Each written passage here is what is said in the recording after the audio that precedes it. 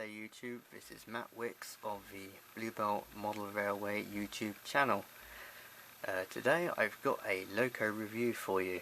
Rather unexpectedly, well not really, but it's not the Duke dog, it is Hornby's Duke of Gloucester. This particular model is the railroad version, which is R3168. There are other versions available, such as the special edition one, which is R3191, which has etch plates and separately fitted handrails on the smoke deflectors, which this one does not have. It has moulded on ones and also some various other painted extra parts on the special edition, which this one doesn't, but can easily be rectified by a paintbrush. Anyway, talking about the Duke of Gloucester today and reviewing the model itself. But before I do, as I say, there are other versions. There's a sound version for about £129, which is R3244TS. And there's also two train sets, if you like, or train packs.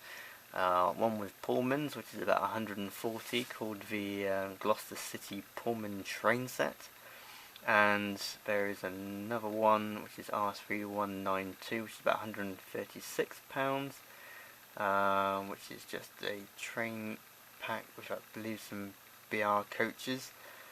And then you have the railroad range and the special edition range, and this one is the railroad range. So we'll take you through various bits of the model and what it has and what are the differences, or what is painted and what isn't. So we'll start doing that now. Right, let's start with the chassis of the model, not the actual body. The chassis of the model is exactly the same as the special edition version. This is probably mainly to cut costs. You have the four-wheel bogie at the front, which is unsprung. We have the 6 coupled driving wheels there. I'll go into those in a bit because there have been a few problems with those.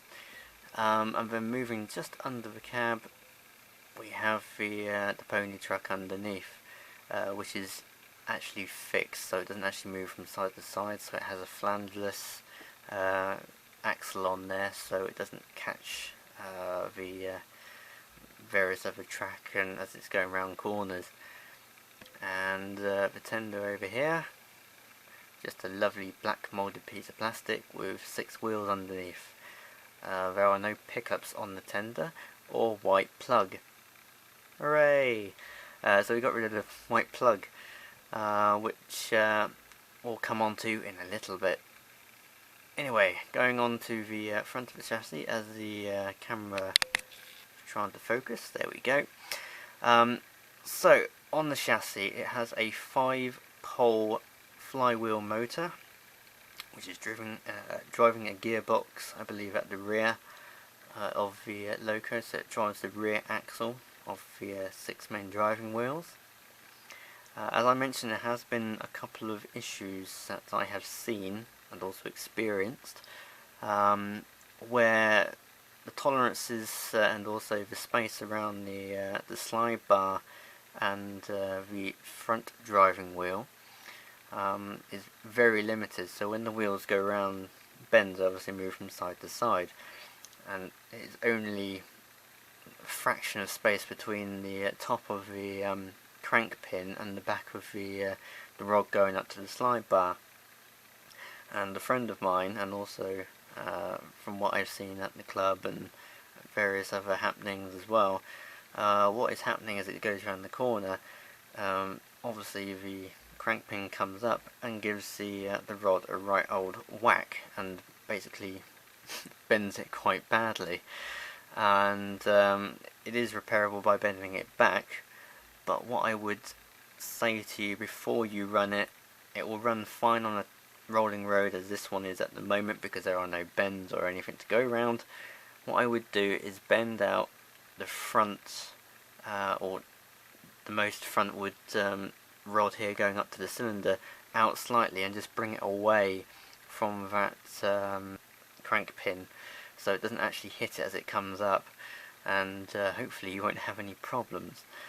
The other slight negative thing I will mention on this as well is the rods. The main rod which connects all 6 wheels, or all 3 on this side I should say, there is no basically pop rivet on the actual rod itself, so there is no flex or spring in any of the axles, so it's basically a rigid chassis, so it doesn't actually ride the track if you've got bumpy track too well, I'd imagine. So that's a little negative as well. And also, when I was running this one in, a small clicking sound appeared about 45 minutes in. I found that to be the actual speedo cable, and as you can see it's quite flimsy plastic here, so what I did was bend that away, because that was catching the crank pin as well on the rear axle. Now I've done that, it doesn't do it at all. There are some other issues been raised as well as with the chassis, that the wires around the flywheel are quite close and do tend to rub, so you may want to check that out. But as I say, the chassis is pretty much identical apart from some painting on the rear axle box, which should have a yellow cap to it with a red line across it too. I think it says roller bearings basically. I can't quite remember. But the chassis itself runs alright, it runs okay, but I would suggest those modifications before running it on a layout with curves on. I generally have quite relaxed curves, maybe 3rd or 4th radius, but I will still probably do this modification. And the nice thing is, because it is a high detailed or the same chassis as the special edition chassis, it has all the holes for the drain cocks on the actual cylinder, so there are 2 holes, so hopefully when Hornby get round to it and spares are actually released for the special edition model, you can buy a pack for about 2 or 3 quid and put them on. I also noticed there is actually a hole on the front of the buffer beam, or just under the buffer beam as it goes round for the step, so that can be done as well. As I mentioned, the DCC, the plug is actually on the loco, not in the tender, which could be a problem for people who want to do sound, but as I mentioned, there is a sound version for about £129. But either way, it's good because that means coupling and uncoupling is a lot easier now without that white plug in the way. Again, that's all mainly down to cost cutting and making the thing cheaper to buy, so that's a bonus, but you do go too cheap sometimes, and even on this model there are no bearings on the wheels, so there are no brass bearings, it's just axle on the metal block. Apparently there's been some wear and some other bits and pieces on other models which don't feature the bearings, which is a bit disappointing from Hornby, a bit too cheap. I think they've gone a bit too far on that. As I mentioned, there's no pickups on the tender. Anyway, now we've looked at the loco chassis, we will go on to the body. Okay, starting at the front end of the loco, you can see here on the buffer beam it's quite basic. You have the hook with no couplings or anything, or free-link chain I should say, or screw-link coupling. The buffers are moulded plastic, which I will probably be replacing. Also there's no detail pack as I mentioned with the railroad version, but I'm sure once Hornby do the spares and everything and sort everything out, you can probably pick a pack up for about £2.50, £3. On the smoke box, the dart is moulded, sadly, but that's the way it is on both special edition model and this one. Got a nicely printed number on the front of the smoke box, and also the shed code number, which I'd imagine you can probably cover them up with plates, as I'll be doing at some point in the future. The smoke deflectors are one-piece moulded items and are separately fitted, I believe. The handrails themselves are moulded onto the smoke deflector, but you can probably remove these with a knife or a Dremel tool, and it also has a nicely printed Duke of Gloucester logo on there, or nameplate I should say, which again you can buy plates for from Foxes, which I have done already. Not put them on obviously, but this logo is a project. So if you want to save yourself £30, that's probably where you can do your own little bit to it. Moving on to the main body now, you can see along just behind the smoke box, you can see the pipe going up to the clack valve which feeds the boiler with water. That is all moulded on, sadly, not painted, but is painted on the special edition model. So a paintbrush and some copper paint, that will fix that with no problem. Going along as well, the handrail wire is actually wire on this one. I believe it's actually plastic, someone said on their review, on the special edition model, but on the railroad version it's actually metal, which is pleasing, which means I don't have to replace it. That's painted black on this one, but again with a bit of paint, I think it's actually white or silver on the other one, but I'm not sure. That can be fixed quite easily. Just above the handrail wire you can see one separately fitted piece, which is actually quite surprising for a railroad model, but again, because Hornby are doing it on the cheap, this model has the same tooling or moulding as this special edition model. As I mentioned before, the only difference is the smoke deflectors and some extra painted parts, and a detailing pack obviously. But yes, you've got a separately fitted rod, which I think might be the regulator rod, because I think it was side fitted on the Duke of Gloucester, but I'm not quite sure. So it's on the left hand side of the boiler, but I'm not quite sure, so maybe someone will correct me on that. But that's a separately fitted item. The safety valves are turned brass, which is a nice touch. Moving back towards the cab, this is where the clever design part really does show. It's not very noticeable, but it is noticeable to say the least. All the pipework in front of the cab is moulded on, as it is on the special edition models, which sort of tells you that they're both the same. But yeah, it's all moulded onto the main body shell of the model. It's actually quite low down, so it doesn't really actually is very noticeable, but it is noticeable nonetheless. So bit of a shame on that on the special edition version, but we can live with it on the railroad model because it's slightly cheaper. Again, it's got nice transfers over the boiler barrel, or around the boiler barrel, and down the side of the running plate. It also has glazing on the cab as well, side glazing and also front glazing, which is a nice touch and quite surprising. The cab is nicely moulded. I'll add a picture on the end of this next snippet so you can see, which can be easily painted up again with a very fine brush, or as I do, I dip a sharpened pencil into some paint and just run the pencil with the paint on the end of the pencil over the pipework to do the pipework, which is quite nice and easy to do. But the cab's okay, not too bad. There is a slight piece that doesn't seem to have stuck in very well, which has a back window to it on the end here, just facing the tender. So you can add a bit of glue on the side of that and probably clamp it into place. But yeah, generally it's not too bad. I think, as I said to someone, it's a model with potential if you're willing to work on it. Anyway, going on to the tender now. If it stays in focus, there we go.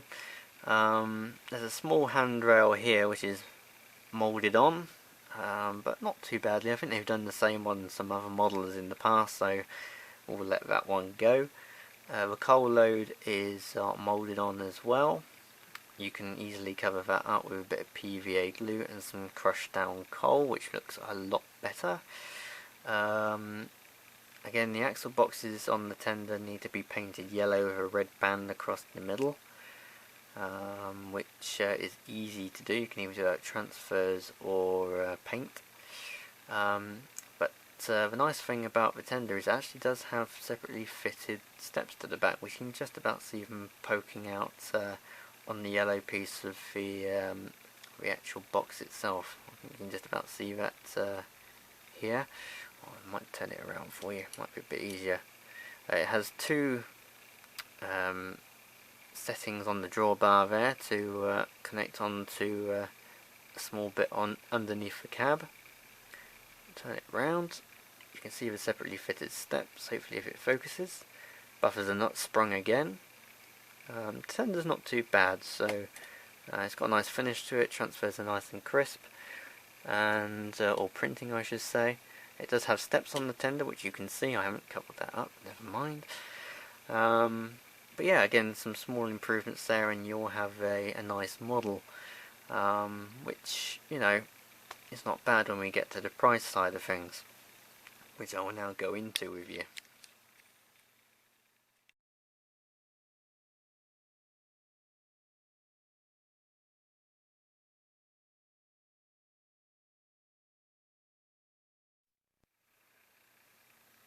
So, on to the price of this loco, well, or model I should say.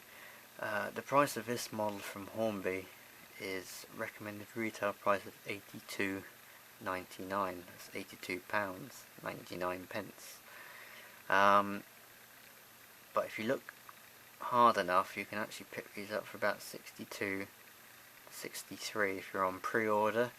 I picked this one up from the Hereford Model Centre. I must say, hats off to them, they were very quick at getting it out. I ordered it yesterday and it turned up today, which I think is the 4th of January. So that was pretty quick. They had about 4 or 5 left in stock at the time, which are probably going to go quite quickly after I mentioned it on here.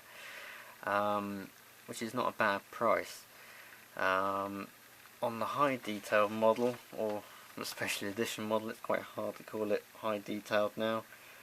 The code number R3168, special edition.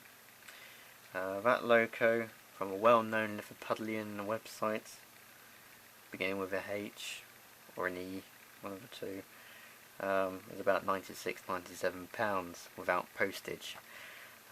With that, you obviously get more painted bits on there. You get some etched nameplates. You get a detailing pack. And I think that's about it really. But it's basically the same as this model you see here, with some fitted handrails on the smoke deflectors. But that's about it. But yeah, that's the general price. But generally for me, I do a lot of detailing work, and it's quite easy for me to do, to paint an extra couple of pipes or axle boxes, etc. So I've set myself a challenge for this one. Can I buy this at £66 from the Hereford Model Centre, and can I detail it up to look the same as the special edition one, with maybe a few little tweaks, maybe a separately fitted smoke box door plate, or a smoke box handle I should say. Maybe get hold of a detailing pack and put the pipes and the steps on the front end, and the drain cocks as well on the cylinders. And also, not only that, I can tell you can get hold of some etched plates and an etched pack I should say of all the parts. If you go to Fox Transfers, you can pick up something like this. Hopefully it will focus in on there and I can hopefully it's focused, hopefully you can see that. This is a pack of etched plates. You can see the top one, that's the smoke box door number 71000. Below that you have the nameplates for the side of the smoke deflectors, very nice too, and also you have some etched numbers for the cab. which I have seen a couple of pictures with it running with those on the East Lancs Railway. This pack from Fox cost about £12.55, I think, which is not bad at all for a pack this size. So that gets rid of some of the £30 difference between the £96 version and the £66 version. So you pretty much spent half your budget already, but still, they look quite nice, don't they? And we'll fit them on there when I get round to it. As I mentioned, it is a project for me, really. I'm going to fit some handrails to the smoke deflectors, paint up a few bits and pieces, and generally improve the model as much as I can. I may fit some sprung buffers on the front. I can order some online.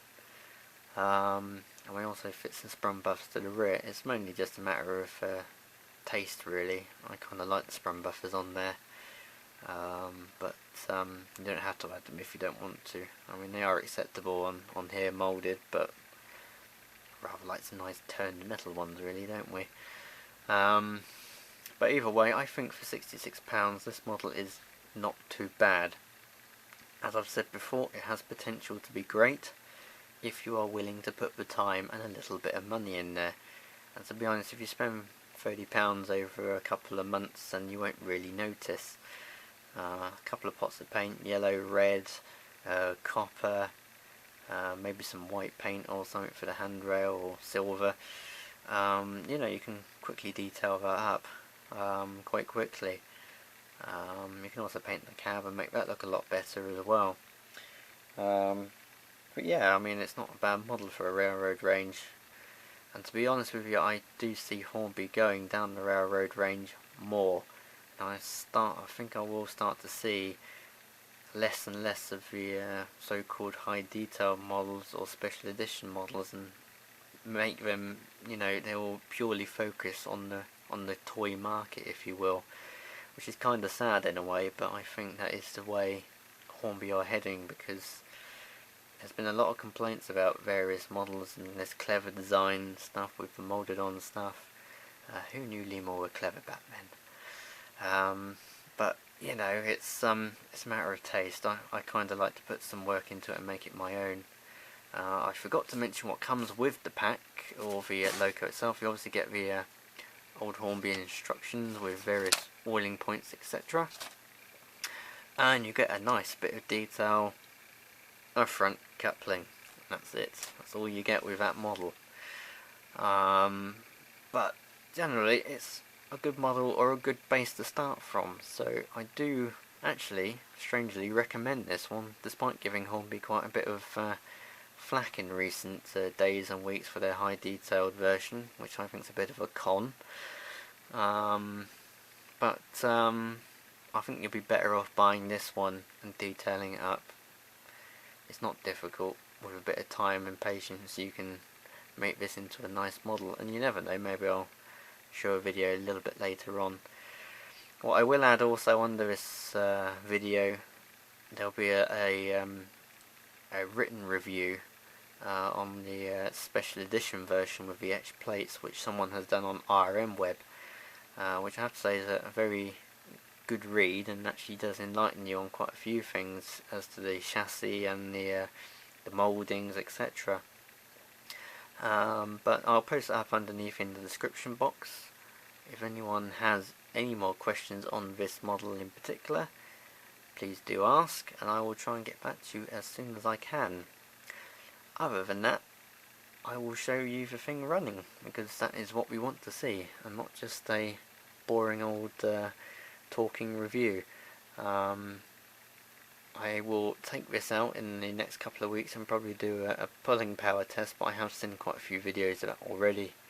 It'll pull about 8 to 10 coaches, which is not bad. The model is quite a weighty model, so it's not too bad at pulling things. Anyway, let's see this thing run.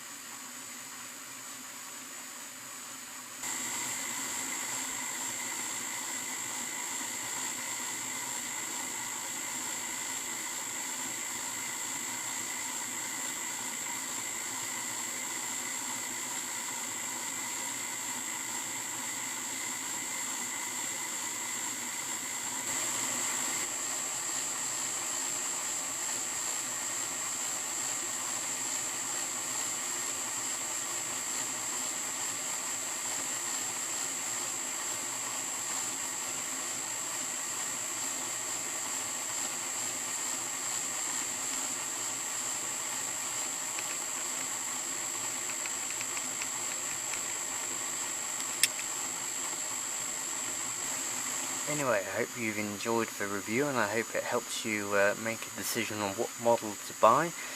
As I mentioned, any questions or anything, please put them in the comments below, and I'll try and get back to you as soon as I can. And anyway, I wish you a happy 2014, and I hope to see you in the next one, which hopefully will be a Duke dog. We can but hope. Bye for now.